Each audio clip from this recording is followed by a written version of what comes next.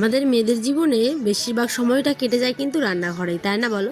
আমার হয়তো সেটাই, তোমাদের কি কেমন আমি জানি না, কিন্তু বেশিরভাগ হয়তো আমি মনে করি মেয়েদের রান্নাঘরটা সামলাতে সামলাতে এই দিন গড়িয়ে রাত হয়ে যায়। তো যাই হোক, আমারও এই গল্পটা আজকে তোমাদের সাথে শেয়ার করবো বলেই হাজির হলাম।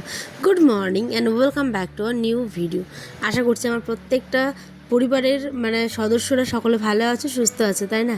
আমিও তো দিনাজপুর থেকে পাইল আমার ছোট্ট মিনি ব্লগে সকলকে অনেকটা ভালোবাসা। দিনটা ছিল সোমবার, সকাল বাজে এখন এই 6টা সাড়ে 6টার মতো। ঘুম থেকে উঠেই কাপড় চোপড় ধুলাম, ব্রাশ করলাম, বাসন তো আমি রাত্রেই ধুয়ে রাখি জানো। উঠেই গ্যাসের ট্যাবলেটটা খেলাম, কারণ এইটা খাওয়া আমার অনেক অনেক অনেক প্রয়োজন। কারণ আমি জানোই, তোমরা যারা আমার ডেলি ব্লগ দেখো, যে আমার প্রচণ্ড পেন হয় কোমরের ব্যাক সাইডে। তো সেই কারণে আয়নার বাবা বলেছে এটা নাকি গ্যাসের ব্যথা। তো আমি সোজাসুজি বাসি কাজ করে টোরে একেবারে ফ্রেশ ট্রেশ হয়ে চলে আসলাম জল নিতে। এই হাঁড়িটাতে ছোট্ট একটা হাঁড়ি, পুচকি হাঁড়ি, দেখতেও যেমন সুন্দর তার কাজটাও সুন্দর। তো আমি এই হাঁড়িটাতে একটুখানি ভাত রান্না করব বলেই কিন্তু এই হাঁড়িটাতে বসাবো ভাত। আজ অনেক দিন পরে গ্যাসে রান্না করলাম, জানোই তো আমি এখন চুলোতে রান্না করছিলাম, কিন্তু ওই যে গিন্নি বলে কথা, একটুখানি সঞ্চয় তো প্রত্যেকটা মেয়েই চাই সংসারে, তাই না? এইভাবে জ্বালানি থাকতে জ্বালানিগুলো পচিয়ে নষ্ট করার থেকে আখাতে কষ্ট করে একটু হলেও রান্নাটা করে নিলে ভালো হয়। আর কষ্ট তেমন না, জানো, আখাতে গ্রামের লোকেরা যেমন উনুনে রান্না করে, ঠিক তেমনই আমারও খুবই ভালো লাগে। আমি সমস্ত কিছু জোগাড় করে, হ্যাঁ আমি কিন্তু জোগাড় করে নিয়ে তারপরে বসি। ওই দৌড়াদৌড়ি করে কাটো, দৌড়াদৌড়ি করে উঠে এটা করো সেটা করো, ওইটা আমার ভালো লাগে না। আমি একদিন সমস্ত কিছু করে তারপরে কিন্তু আমি রান্নাতে বসি। তো আজ যেহেতু গেছে, তাই ভাতটা কিন্তু দেখো বলতে বলতে বসাতে বসাতে ভাত কিন্তু হয়েও গেল। আর ওদিকে প্রেশারে আমি বসেছিলাম ঘুগনি, ছোলা আর কি, ছোলা আলু। সকালে আনের বাবা বলছে আমি চলে যাব দোকানে। তো আমি বললাম ঠিক আছে, তুমি দোকানে গিয়ে তাহলে ছোলা মুড়ি খেয়ে তারপরে স্কুলে চলে যাও, তারপরে লাঞ্চে তুমি ভাত খেও। তো এই যে মসুর ডাল দিয়ে ডাঁটা আর আলুর একটা মিক্স আর কি তরকারি করব। তোমরা কারা কারা এই মসুর ডাল দিয়ে ডাঁটা তরকারি খাও অবশ্যই কিন্তু কমেন্টে জানিও। আমার শ্বশুরবাড়ির দিকে আমি এসে দেখেছি এই সজনা, তারপরে ডাঁটা, কচি ডাঁটাগুলো, এগুলো কিন্তু মসুর ডাল দিয়ে খেলে নাকি টেস্ট হয়ে যায় বেশি। তারপরে এই যে ডিমে দুটো ফাটা ডিম ছিল, তো সেই দুটো ফাটা ডিমকে অমলেট করে নিলাম আর কর্তামশাইকে দিয়ে দিলাম এবার খেতে।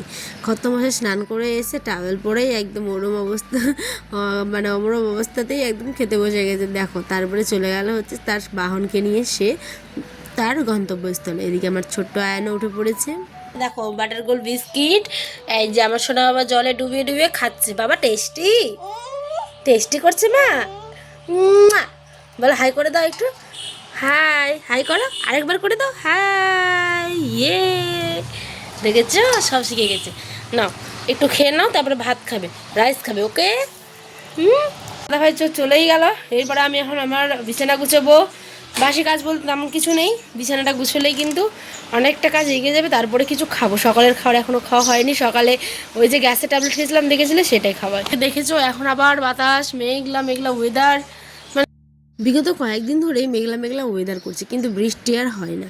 তো আর আজকে বৃষ্টি কিন্তু হয়েছে। আজকের ব্লগ তোমরা আগামীকাল ঠিক পেয়ে যাবে।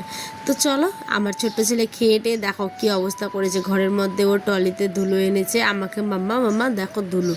তো যাই হোক, বাচ্চাদের কোনো কাজে বাধা দেওয়া উচিত না, ওই খেলছে খেলুক। আর এদিকে ওকে কিন্তু ওষুধ খাইয়ে দিলাম। ওই যে গেছিলাম পয়লা বৈশাখের দিন, তোমরা তো ব্লগ যারা দেখো নি, আমার নতুন ব্লগ দেখছো এটা, তা প্লিজ একবার গিয়ে দেখো। গতকালকের ব্লগে কিন্তু অবশ্যই দেওয়া আছে, এর পরের ব্লগে, ঠিক আছে?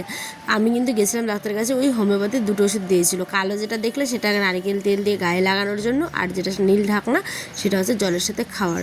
এদিকে একটা ঘর যেহেতু, তাই খাওয়া দাওয়ার সমস্ত কিছু এখানেই হয় আমাদের। তার কারণে আমি সবসময় পরিষ্কার রাখার এটাকে চেষ্টা করি। আমি দিনে 2 থেকে 3 বার এরকম করে শুকনো শুকনো করে কিন্তু ঘর মুছি। হ্যাঁ, ফিনাইলটা দিয়ে দিলাম। আমার ঘরে যেহেতু নোংরাটা একটু কম হয়, কিন্তু হয়তো বাচ্চা তো সবসময় হাঁটাহাঁটি করি, খাওয়া দাওয়া সমস্ত কিছু, তার যাতে মাছি না পড়ে সেই কারণে আমি কিন্তু ভালো করে ঘরটাকে সবসময় ক্লিন রাখার চেষ্টা করি। আর এখন এত পরিমাণে গরম পড়েছে, মাছি কিন্তু প্রত্যেকটা জায়গাতেই থাকে, ঠিক আছে?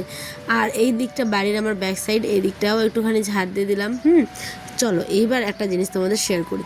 প্রত্যেক দিন রাতে বরের এই হয়েছে একটা ঝামেলা, বিরক্ত লাগে, তারপরেও করতে হয়, জানো? তোমরা তো থাম্বনেলে দেখেছোই। আমি কি বলবো বলো, এই যে বৃহস্পতিবার ছিল আমাদের একটা ছোট্টখাটো হাট, বৃহস্পতিবার বলছি, সোমবার, এটা তো সোমবারের ব্লগ। সোমবার ছিল ছোটোখাটো হাট, আর বৃহস্পতিবার হয় বড় হাট। এই যে নিয়ে এসেছে তোমাদের দাদাভাই চাপা পুঁটি মাছ, আমি জীবনে কখনো কাটিনি গো। সত্যি বিয়ের পরে মানুষের জীবন যে কত পরিবর্তন হয়, সংসারে থাকলে করতেই হবে, তাই না? হাসি মুখে সবটা। এনেছে যেহেতু কষ্ট করে সারাদিনের পর, আমি তো আর রাগ দেখে ফেলে দিতে পারি না। তাই বর্মাকে বললাম, বর্মা এটা কিভাবে আমি ধোবো? বর্মা দেখো লাইটটা দেখাচ্ছে, আর কত যে কাটা আমার নখের মধ্যে ঢুকেছে তা হিসাব বাইরে। ঠিক আছে, আয়নারা বলছে আমি দেখিয়ে দিই লাইটটা, আমি বলছি না তুমি একটু রেস্ট করো, আমার এখনই হয়ে যাবে। তোমাদের সাথে একটুখানি ক্লিপস শেয়ার করলাম, কিন্তু অনেকক্ষণ টাইম লেগেছে। কখনো মানে কুলাতে নিচ্ছি, কখনো আবার যে সিমেন্টটা ভেঙে গেছে সেই খসখসে জায়গাটাতে, তারপরে পেট থেকে বের করছি একটা একটা করে, মানে মাছের যে ভিতরে নোংরাটা থাকে সেটা। তাহলে কতক্ষণ টাইম লাগে জানো? আর খেতে তো একেবারে একটুখানি মুখে দিলেই শেষ। তো দেখো কড়া করে তেল লবণ দিয়ে ভালো করে ভেজে নিয়ে দিয়ে দিলাম পেঁয়াজ কুচি, তার সঙ্গে লঙ্কা রসুন পেঁয়াজ বাটা আর টমেটো দিয়ে করব চচ্চড়ি। এই মাছটা কিন্তু চচ্চড়ি খেতে একদম ভালো লাগে, একদম ঝাল ঝাল করে করব, বেশ ভালো লাগবে। আর গরম ভাতে আলু সেদ্ধ। তো প্রেশারে আজকে আমাদের ভাতটা করেছিলাম, আজকে রাতের খাবার এটাই। এখন বাজে ঠিক 8:30 নাকি, হ্যাঁ 8:30 মতো। তো আজ আসি, দেখা হবে ইনশাল্লাহ অন্যদিন একটা ব্লগে। তোমরা ভালো থেকো সুস্থ থেকো, ভালো চ্যানেলটা সাবস্ক্রাইব করো, টাটা।